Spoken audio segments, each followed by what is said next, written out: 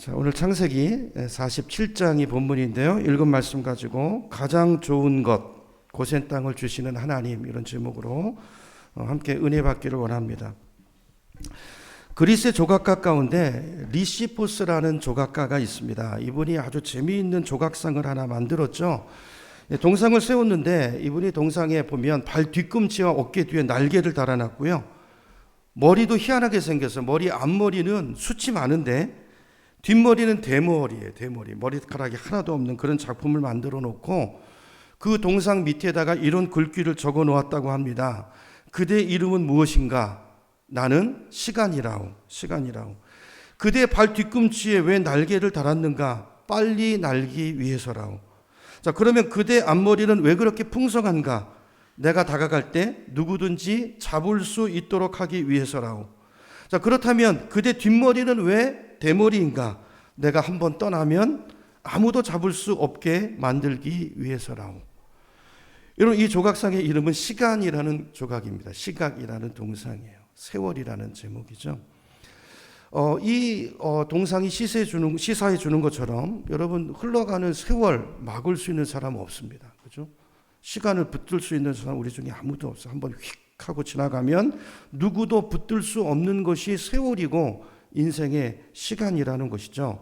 자, 그렇기 때문에 자, 우리가 살면서 내가 내 인생에 어느 정도를 달려가고 무엇을 향해서 가고 있는가를 날마다 점검하면서 사는 것은 굉장히 중요한 지혜입니다. 지혜. 자, 그래서 모세는 시편 90편에서 이렇게 말합니다. 시편 90편 12절 보여주세요. 저기 보면 우리에게 우리 날 계수함을 가르치사 지혜로운 마음을 얻게 하소서. 여러분, 이게 모세의 평생의 기도였어요. 여러분, 우리가 우리 날, 내 인생의 날을 계수할 수 있을 때 그때 우리 인생에 지혜를 주신다는 말씀이에요. 그 원문의 의미가 그거예요. 그러니까 내가 아무렇게나 사는 게 아니라 때를 분별하고 내가 지금 어느 정도 살았지, 내 인생의 날을 세면서 사는 그 사람에게 하나님은 그때에 맞는 지혜를 허락하신다는 거예요. 놀라운 말씀이죠.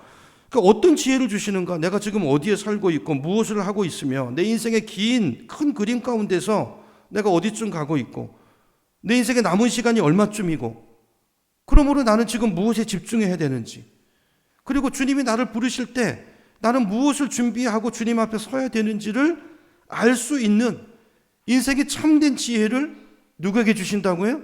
자기 나를 계수하며 사는 사람에게 이런 지혜를 허락해 주신다는 거예요. 가끔씩 보면 너무 행복에 끼워서 이런 얘기 하시는 분들이 계세요. 아, 나는 요즘 나이를 모르고 살아. 나이를 잊고 살아. 여러분, 근데 곰곰이 생각해 보면 이 말이 좋은 말 같지만 어떻게 보면 이 말은 철이 없는 이야기일 수도 있어요. 그렇죠? 왜냐하면 이런 기독교 시간 개념을 보면 우리 성도 크리스찬의 가치관에서 본다면 그거는 철 없는 인생일 수 있다는 말이에요. 여러분, 성도는요, 매 순간순간마다 내 나이가 몇 살인지, 내 남은 날은 얼마쯤 될지, 그거를 계속 계수하면서 그 때에 맞는 것을 선택하고 때에 맞는 것을 우선순위에 두고 사는 그 지혜가 필요하다는 얘기예요. 그럴 때 인생을 후회 없이 잘 주님 부르실 때 준비된 삶으로, 모습으로 하나님 앞에 설 수 있는 것이죠. 그래서 이런 삶의 자세를 가리켜서 종말론적인 삶이라고 이야기합니다. 종말론적인 삶이다.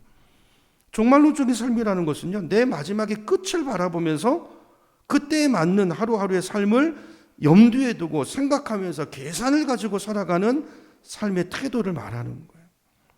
자, 오늘 본문에는 우리 인생의 대선배이자 믿음의 대선배인 야곱이 오늘 이것을 우리에게 잘 가르쳐주고 있는 본문이에요. 자, 오늘 본문을 통해서 야곱의 이 지혜를 우리가 배우는 예배가 되기를 소망합니다. 자, 9절로 가보겠습니다. 오늘 본문 9절을 보면, 자, 9절 말씀을 우리 아까 읽은 말씀이지만 한 번 더 9절을 같이 합독해서 읽겠습니다. 시작. 야곱이 바로에게 아뢰되 내 나그네 길의 세월이 130년입니다. 내 나이가 얼마 못 되니 우리 조상의 나그네 길의 연주에 미치지 못하나 험악한 세월을 보내었나이다 그랬어요. 자, 야곱이 요셉의 인도를 따라가지고 바로 왕 앞에 갔더니 바로 왕이 야곱에게 첫 번째 묻는 질문이 뭡니까? 나이를 물어봐요. 당신 나이가 몇입니까? 나이를 물어요. 흔히 일어날 수 있는 일이잖아요. 그렇게 심각한 이야기 아니죠. 우리도 친구들 만나거나 가끔 이제 낯선 분들을 만나서 이야기하다 보면 나이를 물을 때가 많죠. 연세가 어떻게 되십니까? 이렇게 쉽게 대수롭지 않게 이제 물을 수 있는 질문이잖아요. 자, 근데 이 질문에 대해서 야곱은 굉장히 진지한 대답을 해요. 자, 야곱이 진지하게 대답한다는 건 뭘 말하는 걸까요? 여기에 대해서 민감한 거예요. 자기 날의 개수를 지금 내가 이만큼 살았는데 내 남은 인생이 얼마까에 대한 진지한 질문과 관심을 가지고 지금 야곱이 오늘을 살고 있다는 것을 보여주는 이야기예요. 그러니까 보통 사람들은 인생을 그렇게 표현하지 않는데 그 당시에 야곱은 자기 인생을 나그네 길이라고 설명을 해요. 나그네 길이다. 그걸 두 번이나 반복해서 그 이야기를 하죠. 내 인생이 나그네 길, 정처 없는 나그네 길을 자기가 지금까지 걸어왔다라고 고백해요. 여러분, 이런 이야기는 사실 처음 만나는 사람에게 쉽게 할 수 있는 이야기는 아니죠. 그러니까 이걸 보면 평소에 야곱이 얼마나 자기 인생에 대해서 깊은 고민과 기도 가운데 하루하루를 살고 있는 것을 저는 보여주는 대목이라고 생각합니다. 그러니까 이 말을 뒤집어서 보면 이런 이야기예요. 내 나이 130세인데 인간적으로 보면 참 파란만장한 인생을 내가 살아왔습니다. 정말 정처 없는 나그네 인생길을 걸어왔는데 돌이켜보면 그 모든 인생이 하나님의 은혜였습니다 라는 이야기를 지금 야곱이 누구 앞에서요? 바로 앞에서 하고 있는 거예요. 자, 인간적으로 보면 파란만장한 인생이었지만 그러나 그 인생길, 그 나그네 길을 걸어갈 때 하나님이 신실하게 나와 함께 하셨고 내 삶을 인도해 주셨다라는 고백이에요. 고백. 여러분, 저와 여러분에게도 이 고백이 있기를 축복합니다. 인생을 정리하면서 이런 믿음의 고백을 남기는 우리 삶이 됐으면 좋겠어요. 그러니까 지금 야곱은 자기 인생을 지금 돌아보고 있는 거예요. 지금까지 내가 어떤 삶을 살아왔는지. 그러니까 바로 왕이 보낸 수레를 타고 오면서 과거 130년 동안의 그의 삶을 회고하고 있는 것입니다. 곰곰이 생각하면서 그 먼 길을 와서 지금 바로 앞에서 이 고백을 하고 있는 거예요. 여러분, 우리가 이미 공부해 온 것처럼 여러분, 야곱은 어떤 인생을 살았습니까? 야곱이 어떤 사람이었죠? 그럼 극히 이기적인 사람이었어요. 아주 계산적인 사람이죠. 그죠? 허투루 하는 일이 하나도 없어요. 나한테 이득이 되는가 안 되는가를 항상 따져보고 어떤 작은 것도 허투루 쓰지 않고 결코 손해보는 일을 하지 않는 사람이 야곱입니다. 야곱. 그죠? 실제로 그 팥죽 한 그릇 그거 별거 아니잖아요. 근데 그것도요, 형이 배고픈데 그냥 안 줘요. 그냥 안 줍니다. 절대 그냥 안 줘요. 형의 장자권과 바꾸는 그걸 빼앗는 데 사용했던 사람, 그 정도로 치밀하고 계산적인 사람이 바로 야곱이라는 사람이었단 말이에요.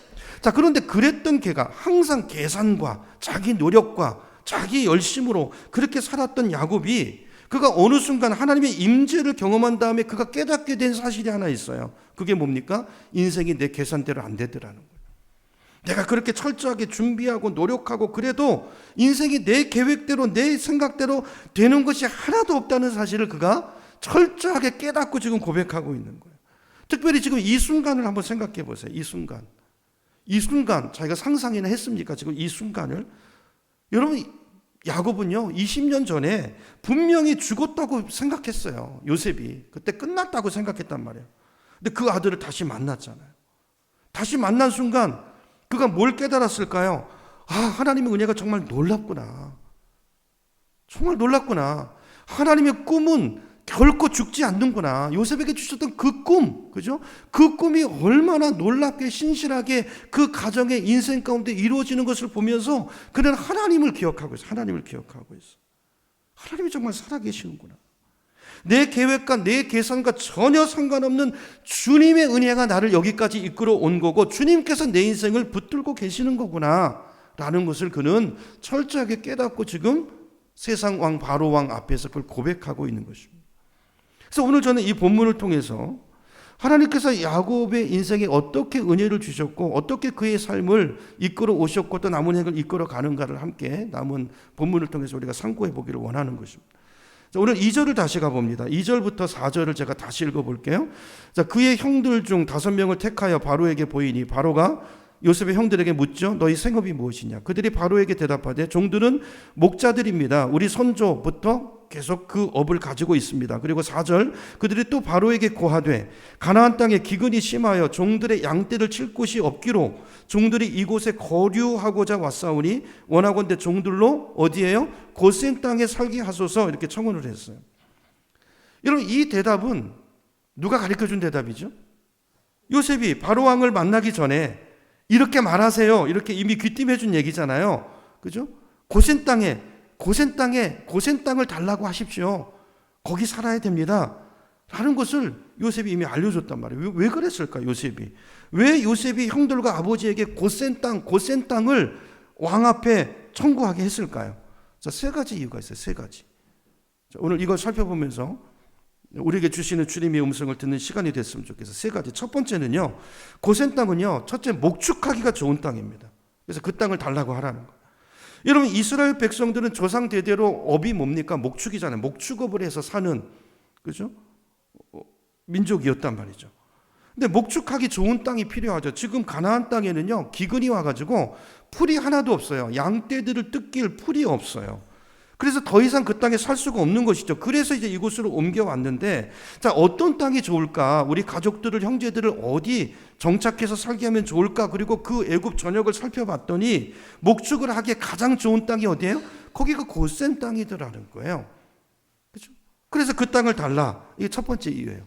자, 두 번째 이유가 있습니다. 두 번째로 이 고센 땅은요, 애굽 사람들이 아주 싫어하고요, 아주 기름진 땅인데 애굽 사람들은 싫어해요. 거기 살기를 원치 않는 땅이에요. 이유가 뭐냐면요, 애굽 사람들은 목축이라는 업을요, 아주 천한 직업으로 생각하고 부정적인 일이라고 생각하기 때문에. 기름지지만 그 땅은 목축하기 좋은 땅이고, 그래서 목축하는 사람들이 거처하고 살기 때문에 그 땅을 싫어해요. 거기 안 가려고 해요. 그죠? 근데 요셉은 이게 오히려 얼마나 더 잘 됐냐, 오히려 얼마나 그래서 더 축복이냐는 거죠. 그래서 반드시 그 땅을 달라고 하라. 자, 왜 그런가? 여러분 한번 생각해 보세요. 만약에 이 70명의 야곱의 가족과 그 형제들이 얼마나 그동안 고생하면서 살았습니까? 그런데 애굽 땅은 정말 기름진 땅이고 화려한 곳이거든요. 그 화려한 바로의 왕궁이 있는 그 근처에 그 문화를 접하며 산다면 어떻게 될까요? 얼마 가지 못해서 그들은 아마 애굽의 문화에 동화되고 말 거예요. 그 화려함에 모든 삶이 다 애굽화 되어지고 말 거라는 거예요. 그런 위험성이 있단 말이에요. 이 사실을 누가 알아요? 거기서 총리를 하고 있는 요셉이 너무나 잘 알고 있는 거예요. 여러분, 이스라엘은 하나님의 백성입니다. 그러니까 이스라엘만이 가지고 있는 문화가 있고 그들만이 가지고 있는 가치가 있고 삶의 의미가 따로 있단 말이에요. 세상 사람들과 구별된 사람들이란 말이에요. 여러분, 이스라엘 백성들이 최고의 가치가 뭡니까? 하나님께 예배하는 거죠. 이 백성은 하나님을 예배하는 백성이란 말이에요. 하나님의 택함을 받은 거룩한 백성이라는 이 놀라운 가치를 가지고 있는 사람들이란 말이에요. 자, 그런데 우상이 천지인 그 애굽 땅에 들어가서 그 화려한 문화에 동화돼서 거기 살다 보면 눈이 뒤집어지겠죠. 그죠? 그렇게 되다가 혹시 그들의 정체성을 잃어버리고 변질될까봐 요셉은 그걸 두려워하고 있는 거예요. 이런 것들을 염두에 두고 볼 때, 이야, 고센 땅, 이곳이 정말 적합한 땅이다라는 걸 그가 보게 된 거죠. 왜냐하면 요셉이 볼 때 그건 애굽 사람은 싫어하는 땅이잖아요. 그죠? 이거 아무래도 분리돼서 동화될 염려가 상대적으로 적은 땅이죠. 여러분, 게토라는 말을 들어보셨나요? 이 게토라는 말, 이제 1차 세계대전 때 유대인들을 격리시켜 만든 곳을 이게 이제 게토라고 그때 불렀는데요. 지금은 이 말이, 이 단어가 자기 문화의 정체성을 지키는, 그죠? 그렇게 사는 사람들을 전부 게토라고 이야기를 합니다. 그러니까 이스라엘 백성들은 역사를 보면 자이든 타이든 항상 게토에서 살았어요. 게토. 따로 분리돼서 살았단 말이에요. 제가 미국 살 때도 보면요, 유대인들은 따로 모여 삽니다. 공동체를 이루고 살아요. 그리고 유대인들은요, 몇 가정만 모이면 반드시 회당을 만들고 회당을 중심으로 살죠. 하나님, 우리 한국 사람들도 그렇지만 교회 중심으로 살지만 유대인들 특별히 그래요. 그죠? 그런데 유대인들은 이렇게 계토를 형성하고 살지만 그렇다고 해서 그들이 세상과 분리돼서 격리돼서 사는가? 그거는 아니에요. 그들은 세상의 깊은 곳까지 들어가서, 지금도 미국 그 경제나 정치, 문화 모든 영역을 보면요, 전부 유대인들이 미국을 거의 좌지우지하고 있어요. 무엇을 말하는 것입니까? 세상과 분리되어 있지 않지만 세상 속에 들어가서 선한 영향력을 끼치고 살지만 그러나 그들의 정체성을 지키기 위해서 때로는 분리돼서, 그죠? 정체성을 지키고 유지하는 그 개토의 삶을 그들은 굉장히 삶의 중심에 놓고 있다는 거예요. 그 개토가 있기 때문에 이스라엘 백성들은 정체성을 잃어버리지 않고 그러면서 세상 속에 들어가서 세상을 변화시키는 삶의 주역이 되더라는 거예요. 굉장히 중요한 거죠. 유대인들이 사는 그 동네를 보면 대부분 이제 부자촌이고요. 학군이 좋아요. 특징이. 그래서 한국 사람들은 학군하면 눈이 뒤집어지잖아요. 그래서 자녀 교육의 특심을 갖고 있는 한국 사람들이기 때문에 미국을 보면요, 항상 유대인촌으로 한국 사람들이 따라가요. 학군이 좋으니까. 그러면 한국 사람들이 자꾸 유대인의 삶으로 자꾸 들어간단 말이에요. 학군 때문에. 그러면 유대인들은 어떻게 하는가? 너무 외부 사람이 많이 오잖아요. 그러면 그거 동네 놔두고 다른 데로 옮겨가서 또 마을을 형성하고 살아요. 이게 미국에 계속 반복되고 있어. 왜 그렇게 하는 겁니까? 정체성을 지키기 위해서. 저 사람들 우리 삶 안에 들어와서 우리 정체성을 잃어버릴까 봐, 우리 자녀들이 정체성을 잃어버릴까 봐, 그 정체성을 유지하고 지키기 위해서 하나님의 거룩한 백성됨을 놓치지 않기 위해서 그 삶을 유지한단 말이에요. 그러면서 세상 속으로 들어가는 거예요.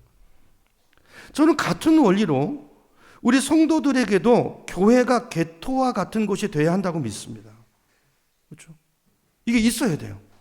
이렇게 해서 여러분 교회 중심의 삶을 살아야 되는 이유가 여기에 있는 것입니다. 우리는 이곳에 와서 우리 스스로의 정체성을 날마다 확인하고 내가 누구인가를 잊지 않고 확인하는 시간이 바로 이 자리에서 이루어지는 시간이란 말이에요. 우리가 주일날마다 예배드리면서 뭘 깨닫습니까? 아, 내가 하나님의 백성이구나, 하나님이 나의 아버지구나 라는 것을 깨닫게 되는 것이죠. 그죠? 그 정체성을 기억하고 그걸 가지고 세상에 나가서 세상을 변화시키며 사는 그 삶을 위해서 오늘 이 자리가 필요하다라는 말이에요. 물론 때론 그렇게 결단해도 세상 속에서 우리는 자주 실패하고 좌절하고 넘어질 때가 있죠. 그렇지만 우리는 다시 돌아와서 어떻게 합니까? 주일 때마다, 예배 때마다 또는 훈련을 통해서 아, 내가 하나님의 백성이구나, 내가 정말 바라봐야 될 곳은 저 영원한 나라 하나님의 나라구나, 나는 하나님 나라 백성이구나, 소속이 천국이구나 라는 이 생각을 잊지 않는, 기억하는, 내가 누구인가를 확인하는, 이게 지금 유대인들이 갖고 있는 개토 정신인 것입니다. 개토 정신이라는 것입니다. 요셉이 그걸 염두에 두고 고센 땅을 그렇게 유대인들의 개토로 만들어서 그곳에 거주하게 한 거예요. 요셉이 보통 사람이 아닌 거죠. 그냥 총리가 됐겠습니까? 그런 전략과 생각을 가지고 그냥 고센 땅으로 온 게 아니라. 두 번째고요. 자, 세 번째로 고센 땅은요. 왜 고센 땅일까? 고센 땅은 가나안 땅과 가장 가까운 곳이 고센이에요. 지도를 보시면 애굽의 오른쪽에 동쪽이 가나안이잖아요. 근데 고센 땅은 애굽 전체 나라에서 동북쪽에 있어요. 그러니까 발만 뻗으면 바로 한 걸음 건너면 바로 약속의 땅 가나안 땅인 거예요. 무엇을 말합니까? 이스라엘 백성들은 그들에게 약속하신, 하나님이 약속하신 땅이 어디예요? 영원히 털을 잡고 살아야 할 땅이 어디예요? 여기 애굽이 아니라 가나안 땅이라는 걸 잊지 않고 언젠가는 반드시 그곳으로 간다는 그 생각과 염두, 그걸 전제하에 그 고센 땅을 정한 거라는 거예요. 여러분, 이와 같은 사실들이 오늘 우리에게 주시는 메시지가 있어요. 우리 그리스도인의 삶이 이래야 된다는 거예요. 여러분, 그냥 내 눈에 보기 좋은 대로 아무 데나 가서 살고 아무 직업이나 갖고 우리 성도는 그렇게 살면 안 된다는 것입니다. 이런 전략을 가지고 내가 누구인가에 대한 분명한 정체성을 가지고 거기에 맞는 인생을 살아야 된다는 거예요. 이게 오늘 본문이 우리에게 주시는 메시지예요. 메시지. 여러분, 우리가 지난번에 봤지만 야곱이 가나안 땅을 벗어날 때 두려움이 있었잖아요. 왜냐하면 약속의 땅이고 거길 벗어났다가 혼났던 트라우마, 과거의 경험도 있었잖아요. 그래서 그걸 벗어날 때 굉장히 두려움이 있었죠. 근데 하나님이 임재하셔서 말씀을 주셨잖아요. 뭐라고 말씀했습니까? 야, 야곱 두려워하지 마. 내가 너와 함께 갈 거야. 애굽 땅에서 내가 너로 큰 민족을 만들 거고 반드시 거기 영원히 사는 게 아니라 내 뜻이 있어서 가는 거야. 그리고 반드시 이 가나안 땅으로 돌아올 거야. 내가 너와 함께 할 거야. 그 약속 때문에 간 거잖아요. 요셉은 이걸 염두에 두고 있는 거예요. 그죠? 그 약속으로 여기 왔고 그 약속대로 다시 돌아갈 것을 염두에 두고 출애굽하기에 가장 좋은 땅, 그 땅, 그리고 그러면서도 여러 가지 조건을 갖추고 있는 그 고센 땅에 자기 민족을 자리 잡게 한 것입니다. 왜요? 언젠든 떠나야 되니까. 떠나기 좋은 곳으로 인도한 거죠. 비록 지금은 기근 때문에 어쩔 수 없이 애굽 땅에 와 있지만 또 하나님의 계획 안에 거기서 큰 민족을 이루하기에 이제 이곳으로 인도하신 것이지만, 그러나 그곳은 우리가 영원히 머물 땅이 아님을 그들은 뭐 하고 있는 거예요? 인식하고 있는 거예요. 결국은 출애굽해서 어디로 가야 돼요? 약속의 땅으로, 가나안 땅으로 가야 한다라는 것을 그들은 알고 있는 것입니다. 여러분, 오늘 저와 여러분도 마찬가지예요. 비록 이곳에 살고 있지만 여기는 우리가 영원히 살 곳이 아닙니다. 우리가 가야 될 곳은 어디예요? 영원한 하나님의 나라, 그 약속의 땅, 우리에게 약속된 그 땅, 우리는 그 소속이고 여기서부터 그 백성으로 살고 있다가 하나님 부르시면 그곳으로 가는 것입니다. 그죠? 우리는 나그네 순례자, 그 나라를 향해서 한 걸음 한 걸음 가는 순례자. 그곳에 가기 전에, 거기서 영원히 살기 전에 잠깐 이곳에 머무는 사람이라는 것을 잊으시면 안 된다는 거예요. 놓치시면 안 된다는 것입니다. 이걸 항상 기억하면서 뭘 선택하고 결정하고 뭘 할 때도요, 그걸 염두에 두고 사셔야 된다고. 이렇게 사는 삶을 뭐라고 한다고요? 이걸 종말론적인 삶이라고 말한단 말이에요. 끝을 바라보면서 이 끝이 있으니까, 이 끝은 이렇게 될 거니까 그걸 항상 기억하고 오늘 내 삶의 방향을 결정하는 이 삶의 태도, 이 신앙의 태도를 종말론적인 삶이라고 성경은 말해요. 여러분, 특별히 여기는 이제 연세 드신 분들이 많으시잖아요. 가실 날이 가깝잖아요. 가실 날이 가깝죠. 반드시 가야 됩니다. 우리는 가야 됩니다. 그걸 생각하고 살아야 되죠. 내 마지막, 아까 10편 90편처럼 그 날을 계수하면서 살아야 돼. 내가 얼마나 남았을까, 내 인생이. 하나님, 내 인생이 얼마나 남았습니까? 지금 내가 무엇에 집중해야 합니까? 지금 내가 가장 우선적으로 해야 될 일은 무엇입니까? 이걸 계수하면서 묻는 자에게 하나님이 그 지혜를 주신다고 아까 약속했잖아요. 그죠? 이 답을 가지고 그냥 하루하루 그냥 아무렇게나 사는 게 아니라 이 답을 가지고 사는 저와 여러분 되기를 축원합니다. 어떻게 살아야 하는가? 그러면 구체적으로 실제로 사도 바울은 고린도전서 7장 29절에서 이렇게 말합니다. 고린도전서 7장 29절 스크린 보세요. 형제들아, 내가 이 말을 하노니 그때는 뭡니까? 주님 앞에 갈 때가, 마지막 때가 단축하여진 거로, 무슨 말에 가까워졌다는 거예요.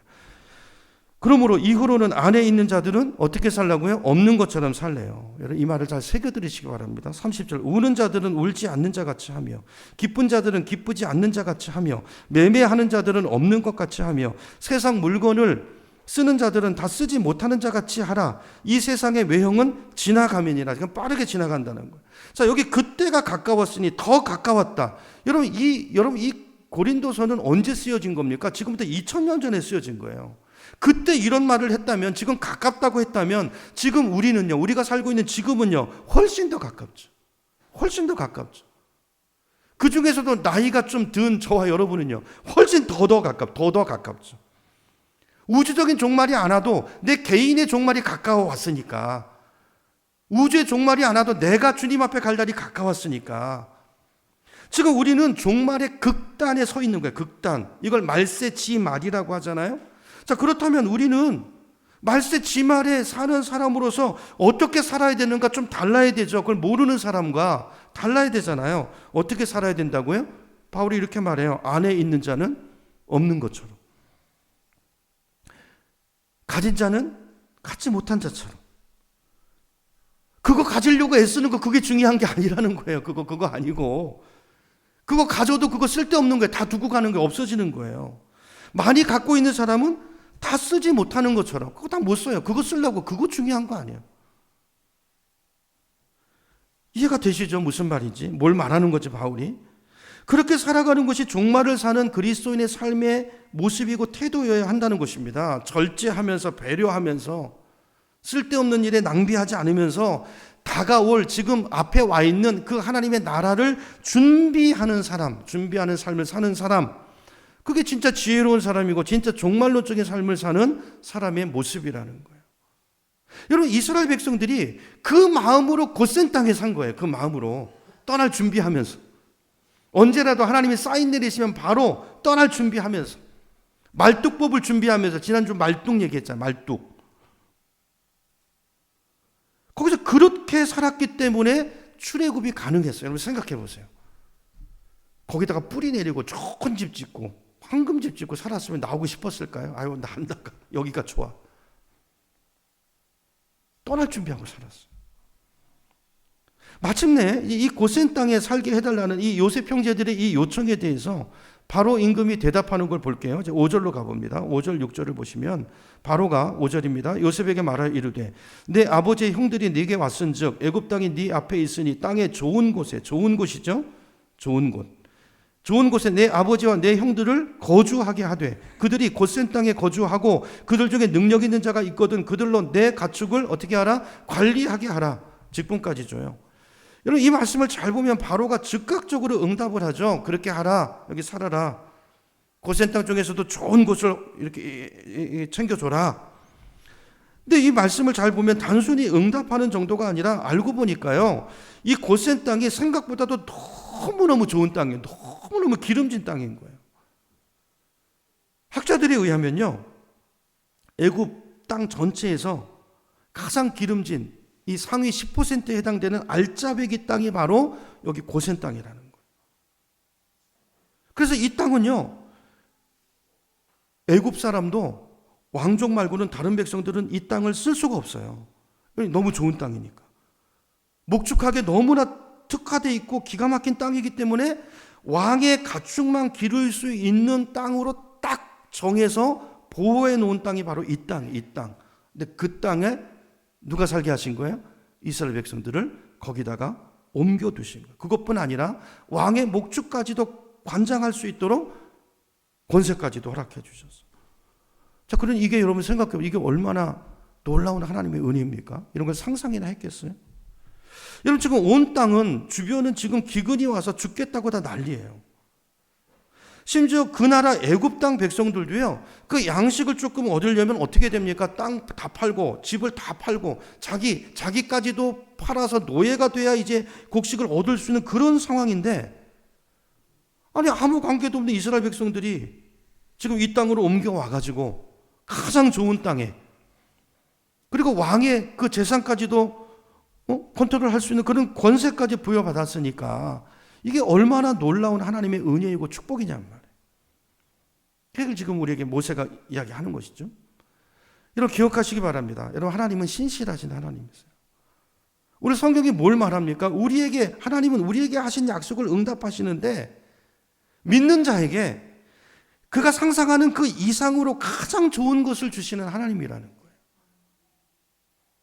하나님의 약속을 믿고 기도하는 자에게 그 사람의 생각보다 훨씬 더 능하게 하시고 우리가 감히 상상도 못하는 놀라운 길을 여시고 복을 주시는 하나님이시다라는 것을 오늘 하나님 우리에게 이야기하시는 것입니다. 여러분, 하나님의 은혜는 놀랍습니다. 저와 여러분은 내 노력으로 내 계산으로 사는 사람이 아니라 하나님의 은혜로 사는 사람들입니다. 이걸 잊지 말라는 거예요. 야곱이 늦게 깨달았잖아요. 이걸 일찍 깨달으라는 거예요. 그러므로 여러분, 이 하나님 믿는다면 환경에 지배되는 말을 우리는 하면 안 됩니다. 불경기라 안 돼요.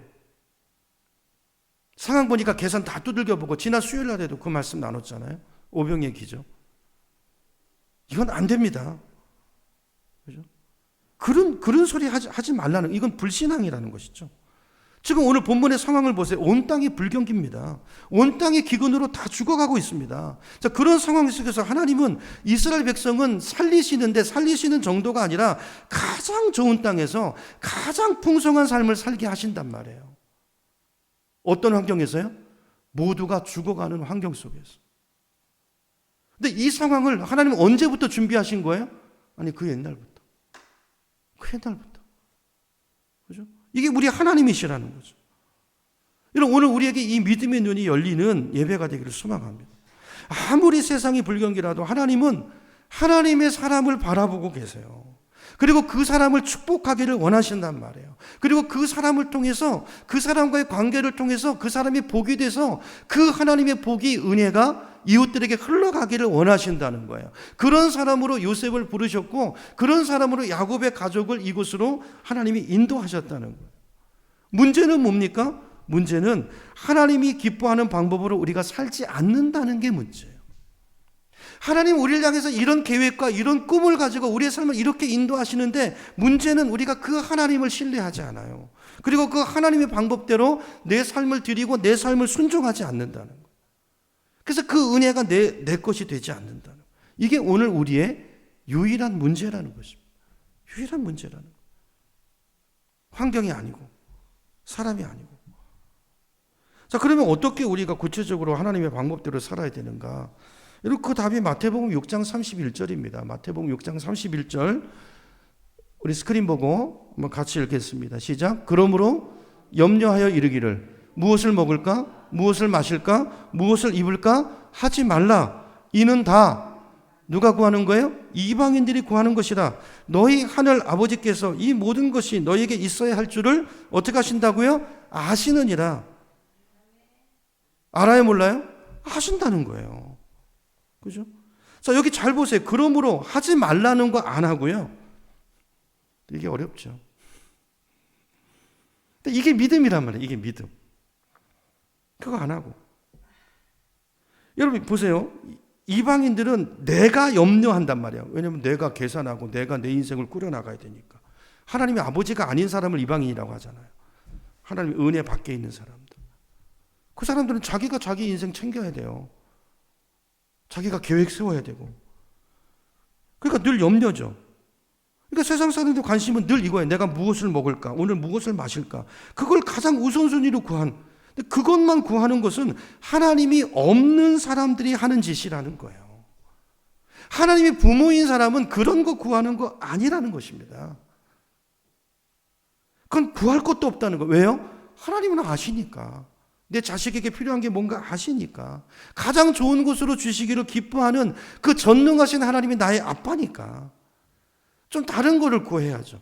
더 고상하고 더 가치 있는 것을 구해야 되죠. 우리의 기도의 관심이 좀 바뀌어야 된다는 거죠. 그죠? 그게 뭐예요? 하나님의 나라와 의라는 거예요. 여러분, 하나님의 나라와 의를 구하시기 바랍니다. 그럼 무엇을 먹을까, 무엇을 마실까는 그냥 따라와요. 그거는. 하나님의 의를 크게 구하면 거기에 맞게 더 거창하게 먹을 거 입는 것도 거창하게 주세요. 그죠? 그걸 구하라는, 그거를. 제발 좀 그거를 구해라. 네가 내 아들이잖아. 내 딸이잖아. 근데 어떻게 너는 저 옆집 사는 애처럼 그렇게 나한테 그걸 구하냐? 나는 네가 좀 더 위대해지기를 원한다. 네가 좀 멋진 인생이 되기를 원한다. 너 혼자가 아니라 좀 저 사람, 저 이웃들, 저들까지도 좀 축복하고 좀 나누어주고 흘려주고. 좀 지난 수요일날 그 얘기했잖아요. 책임의식. 좀 저들을 축복해라. 네가 저들에게 복이 되라. 내가 너를 통해서 저 사람들을 복 줄게. 이게 하나님의 꿈이에요. 꿈. 그죠? 여러분, 그러므로 성도는 하나님의 자녀에게 양식이라는 것은요, 여러분 이거 꼭 기억하셔야 돼요. 여러분, 우리의 양식이 여러분 필요하잖아요. 매일매일 양식. 여러분, 이 양식은, 하나님의 자녀에게 양식은 내 노력의 대가로 받는 것이 아닙니다. 내가 직장 생활을 열심히 해서, 그래서 내가 직장에서 열심히 노력한 대가로 돈을 받아서 먹고 사는 게 아니란 말이에요. 그 얘기 하시는 거예요. 넌 내 자녀다. 그거 안 해도 넌 먹고 살아. 그것 때문에 너 직장 다니는 거 아니야. 네가 직장에 있는 더 큰 이유가 있어. 거기서 나는 네가 복이 되길 원해. 그냥 그거 양식 더 하나 가지려고 그걸로 싸우지 말고 거기서 네가 복이 되라. 양보하고 나누고 베풀어주고. 이해가 되시죠? 그거예요. 이게 그리스도인의 직업관이고 그리스도인의 물질관입니다. 여러분, 실제로 생각해 보세요. 내가 아무리 열심히 직장 생활해도 여러분, 직장에 부도나 버리면 그 월급 받습니까? 못 받잖아요. 내가 아침부터 밤늦게까지 수고한다고 그 수고의 떡이 먹어집니까? 아니, 하나님의 은혜입니다. 하나님 막으시면 하나도 못 건져요. 여러분, 내가 수고해서 사업했는데 그게 내가 원하는 노력만큼 수입이 되든가요? 아닙니다. 인생이 내 계획대로 안 돼요. 야곱이 평생 이걸 깨달은 거예요. 하나님이 그 수고를 지켜주시지 않으면 없구나. 그러므로 양식은 하나님이 주시는 것이지 내 노력의 대가로 받을 수 있는 것이 아니구나. 이거를 야곱은 깨닫고 있는 거예요. 저 여러분에게 이 깨달음이 있기를 축원합니다. 이 원리로 살아야 돼요. 원리를 잘 알고 살아야 돼요. 이런 실제로 구원받은 하나님의 자녀잖아요. 우리가 하나님의 자녀는 어떻게 사는가를 보여주는 게 출애굽기 말씀이잖아요. 이스라엘 백성을 출애굽하고 구원한 다음에 원리를 주시죠. 시내산에서 하나님의 말씀을 주시고 그다음 광야 40년 동안 그들의 삶을 어떻게 인도하십니까? 불기둥과 구름기둥으로 인도하잖아요. 그 광야 40년을, 광야는 먹을 것이 없는 곳이잖아요. 근데 그들이 거기서 어떻게 먹고 살았죠? 농사 지었습니까? 그들이 수고해서 먹었나요? 아니라는 거예요. 아니라는 거예요. 하나님께서 매일매일 공급하시는 그 만나와 매출하기로 살았다는 거예요. 이게 우리의 삶이어야 한다는 거예요. 내 노력의 대가가 아니라, 그러니까 우리는 먹고 살기 위해서 일하지 않아요. 다른 가치를 가지셔야 돼요. 다른 가치. 내가 왜 여기 있나? 나에게 왜 이 직장을 주셨나? 왜 이 사업을 주셨나?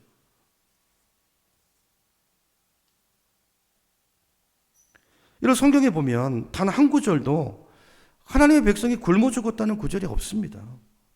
문제는 우리의 탐욕이에요. 탐욕. 하나님이 다 먹이시는데 문제는 우리의 탐욕이에요. 그 탐욕 때문에 세상이 어그러지고 망가지고 있는 거예요. 여러분, 우리가 매일매일 하나님 앞에서 음식을 먹을 때마다 여러분 감사하시죠? 기도하시죠? 식사 기도하시죠? 우리가 그렇게 기도하는 이유가 뭡니까? 내가 벌어서, 내가 돈 벌어서 그 돈으로 사가지고 내가 장 봐서 내가 음식 만들어서 내가 만들어서 내가 먹는데 왜 하나님 앞에 감사해요? 이게 하나님으로부터 왔다는 것을 내가 알기 때문이에요. 그걸 아는 사람이 진짜 기도하는 거예요. 우리가 음식을 먹을 때마다 하나님께 감사합니다. 그러고 음식을 먹는 거란 말이에요. 여러분, 우리 성도는요, 돈으로 사는 인생이 아니라 하나님의 은혜로 사는 인생임을 고백하는 것입니다. 그게 식사 기도고 11조도 그런 거고 주일 성수도 그런 거고 다 그 원리인 거예요. 그 원리로 그 고백의 일환인 거예요. 그걸 해서 복을 받는 게 아니라, 여러분, 내가 하나님의 은혜로 사는 존재라는 것을 잊지 않기를 축복합니다. 한 주간도 이 분명한 믿음을 가지고 살아셔야 돼요. 그러므로 중요한 거 있어요. 이제 그렇다면 내가 하나님의 은혜로 정말 먹고 산다는 것을 정말 내가 믿음으로 고백한다면, 그렇다면 은혜로 주어진 음식, 양식을 가지고 그걸 내 안에 쌓아두거나 많은 양을 쌓아두거나 그 양식을 가지고 사람을 조종하려고 하는 것은 죄입니다. 크리스천의 물질관, 직업관을 여러분 잘 정리하셔야 돼요. 다시 한번요, 꼭 기억하세요.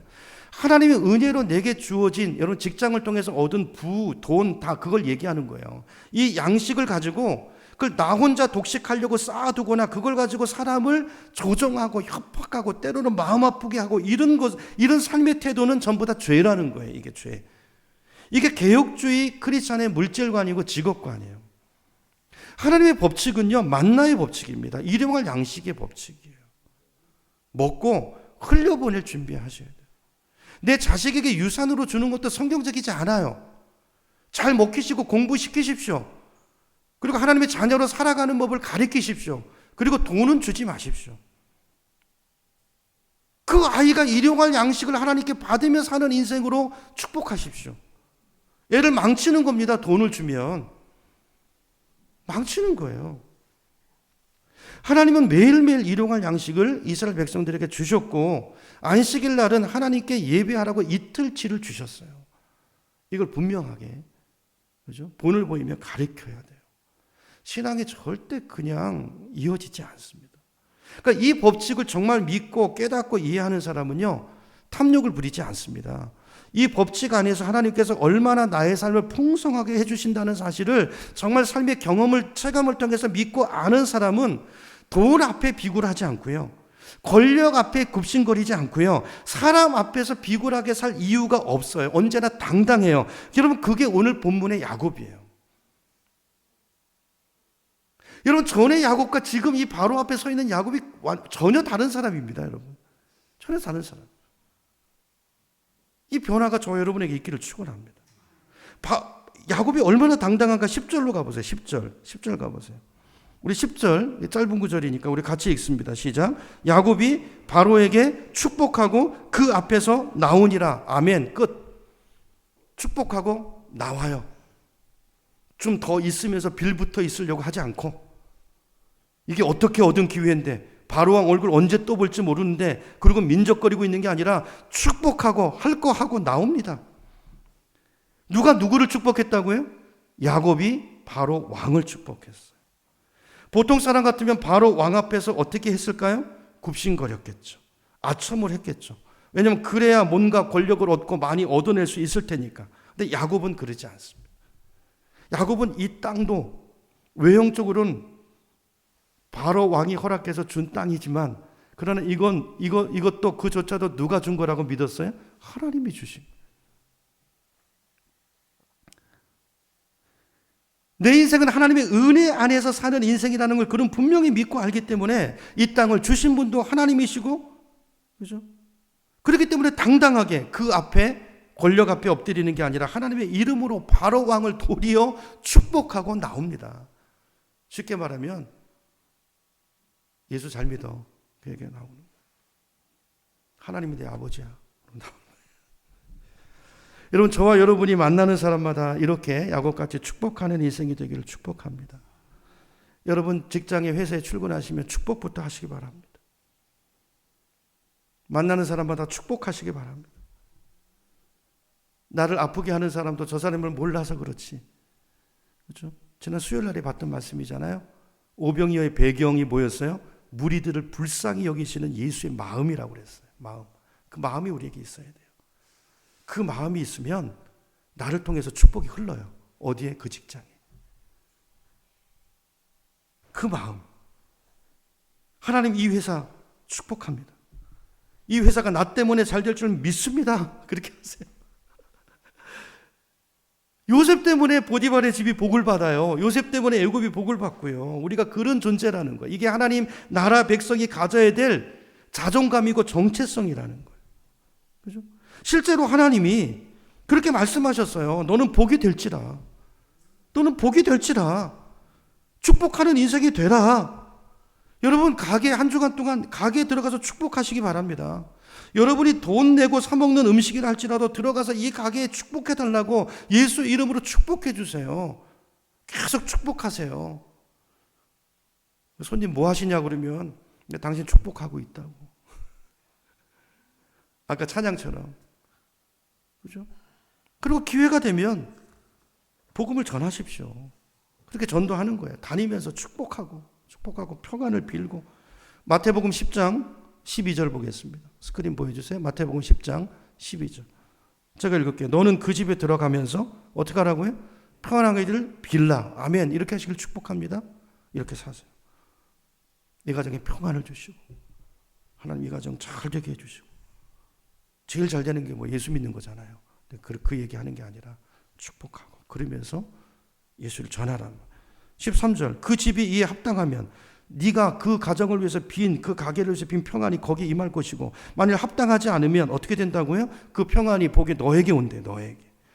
여러분, 이게 성경의 원리예요. 하나님의 자녀가 살아가는 원리란 말이에요. 하나님은 저와 여러분이 나누고 베풀고 축복하며 살기를 원하시는 줄 믿습니다. 하나님은 이런 사람에게 가장 좋은 것으로 주시기를 기뻐하신다는 거예요. 너무 믿을만 하잖아요. 그런 사람이. 얘는 확실해. 이 사람은. 이분은 확실해. 내가 하는 복을 주면 그 흘러가. 근데 어떤 사람은 썩어. 절대 안 나눠. 안 주죠. 여러분, 문제는 우리 탐욕입니다. 탐욕, 욕심. 불신앙이죠, 불신앙.